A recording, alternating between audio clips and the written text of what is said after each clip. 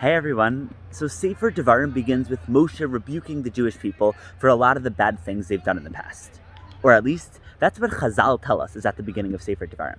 Because if we actually look at the Psukim, there's no mention of rebuke there whatsoever.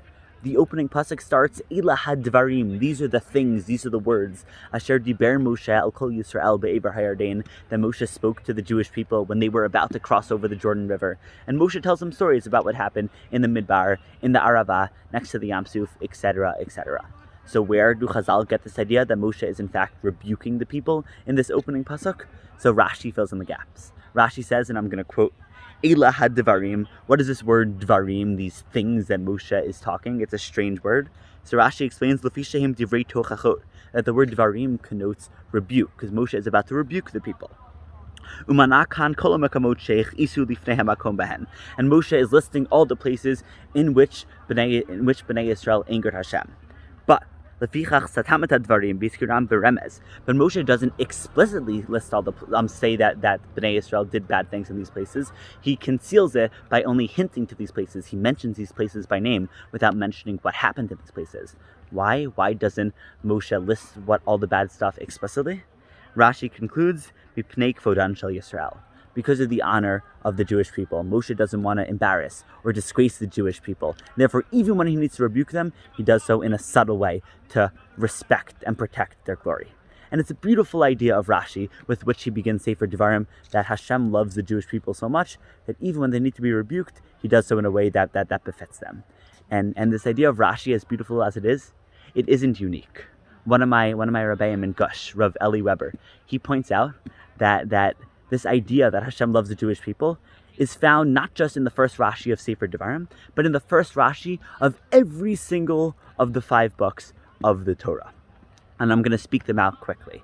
In the beginning of Sefer Bereshit, Rashi speaks about the fact that the whole purpose of Sefer Bereshit is in order that Bnei Yisrael have proof that the land of Israel actually belongs to them, and they have proof that the whole world was actually created Bishvil Reshit, because of the Jewish people who were called Reshit, who were called the first. That's Rashi in the beginning of Sefer Bereshit.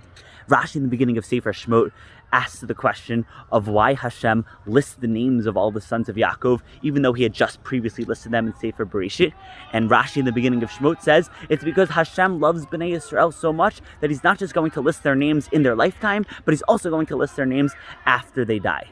Rashi in the beginning of Sefer Vayikra explains that what is the word Vayikra, that Hashem calls out to Moshe before speaking to him. It's because unlike non-Jewish prophets, where Hashem kind of just appears to them and startles them without giving them a chance to prepare themselves, when it comes to Jewish prophets like Moshe, because Hashem loves them so much, Hashem is going to call out in advance in order for Moshe to have the ability to prepare himself and be ready when Hashem comes to him.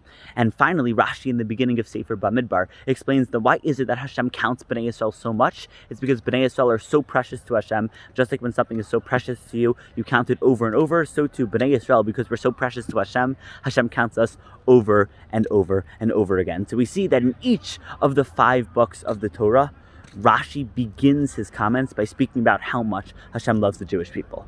And yes, it's a nice idea that Hashem loves the Jewish people so much, but we're stuck with the question, why is this the most important idea with which Rashi begins his comments on every single book of the Torah? But maybe that's exactly the point. Because Rashi is telling us that you can't begin learning a Sefer of the Torah without understanding this idea that the author of the Torah, i.e. Hashem, that Hashem really, really loves you. Because the Torah isn't like a library book. It isn't like going to some random shelf in some random library and finding some book you've never heard of by some author you've never heard of, but it looks interesting, so you go and take it out and read it on your couch. No, that's not what Torah is. Torah is the equivalent of a novel written by your great-grandmother based on the life story of her great-grandmother, and this novel wasn't written for the public, but it was written specifically for you. Basically, Rashi is trying to emphasize the point that Talmud Torah isn't just an activity you do to gain external but cool information. Talmud Torah is not an activity, but it's an experience of connection. It's about connecting to your history. It's about connecting to your roots. It's about connecting to your Creator, connecting to Hashem. And Rashi is saying you cannot begin learning a Sefer of Torah or any other part of Torah without understanding this idea that Hashem really loves you. And the whole reason why you're able to learn this Torah is because HaKadosh Baruch Hu wrote this Torah specifically for you and gave it specifically for you. It changes the entire experience of learning, and it's the idea that we say in Birchot Torah every single day. That first, Asher Bachar Banu Mikol Ha'amim, that Hashem selected us from all the other nations, and only then, V'natan Lanu et Torato, and only then did Hashem give us His Torah. And if we keep this idea in mind when we learn Torah, it's going to change the entire experience and redefine our approach to God and our approach to His Word, which He has gifted to us. Everyone have a great day and an incredible Shabbos. Bye.